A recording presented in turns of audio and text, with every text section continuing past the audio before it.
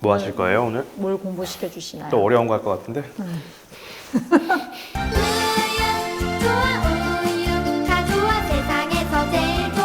저희가 이제 항상 살찌면 안 된다. 비만이 유방암에 좋지 않다. 비만은 원래 안 좋긴 한데 왜 안 좋은가에 대해서 제가 좀 간략하게 좀 정리해서 왔습니다. 네. 그래서 이제 크게 이제 두 가지로 나눠볼 수 있을 것 같은데 암의 발생에 비만이 어떻게 관여하냐와 그다음에 암의 치료에 어떻게 관여하냐에 따라서 이제 두 가지로 크게 나눠볼 수 있을 것 같아요. 그래서 일단 비만이 암을 발생시키는 이유에 네.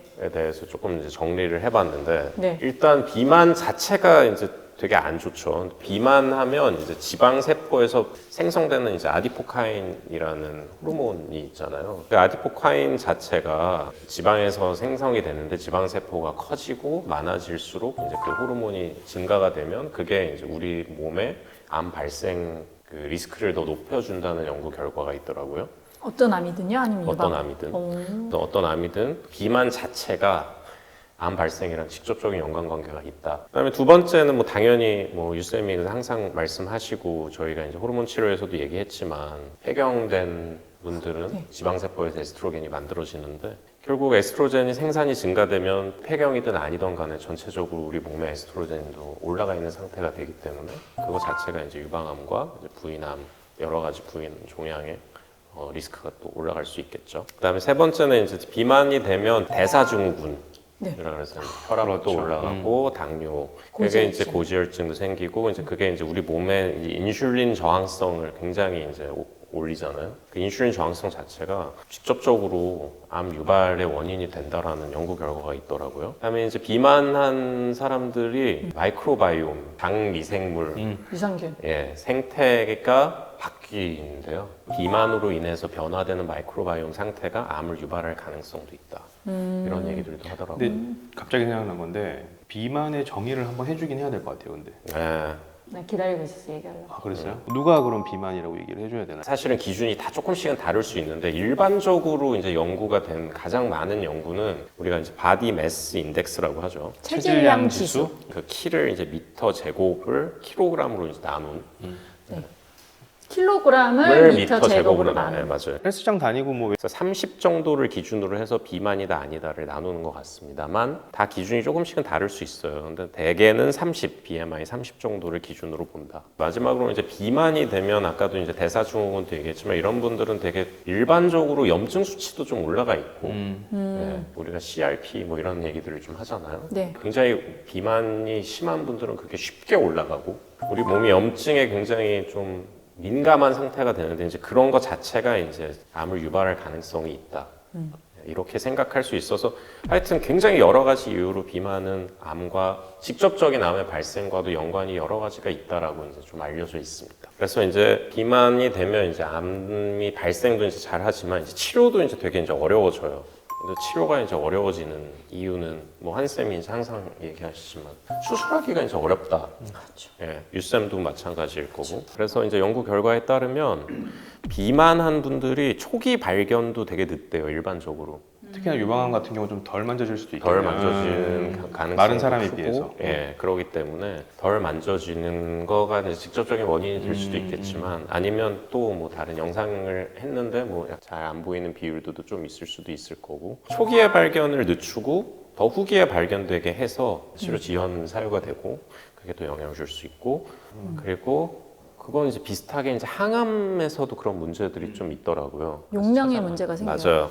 그래서 이제 언더도징이라고 하는데 결국 이분들이 너무 체중이 이제 많이 나가는 우리나라는 사실 그런 분들이 그렇게 많지는 않습니다만 결국 이제 이분들을 이제 어느 정도까지의 용량을 써야 되는지 특히 이제 항암제를 쓸 때에 대한 문제가 있어서 그게 굉장히 연구 결과들도 있고 그런데 실제로 봤을 때 이분들이 더 낮은 농도의 항암 치료를 받고 그게 이제 치료 성적으로 연관되는 경우들이 있다고 하더라고요. 약이 덜 들어가는. 덜 들어가는 거죠. 이제 보통은 이 항암제를 투여하는 용량은 몸무게를 가지고 계산을 해서 줄이는 경우가 많은데 그 몰래 몸무게를 주면 용량이 너무 많아지니까 약간 표준 체중에 맞춰서 이렇게 조금 낮춰서 드리는 경우들이 있거든요. 근데 이제 그런 비만 환자분들이 실제로 들어가는 용량이 좀 적고 결과도 좀 안 좋더라 이런 결과들이 좀 있어서 그런 데서 영향을 받는 것 같아요. 네.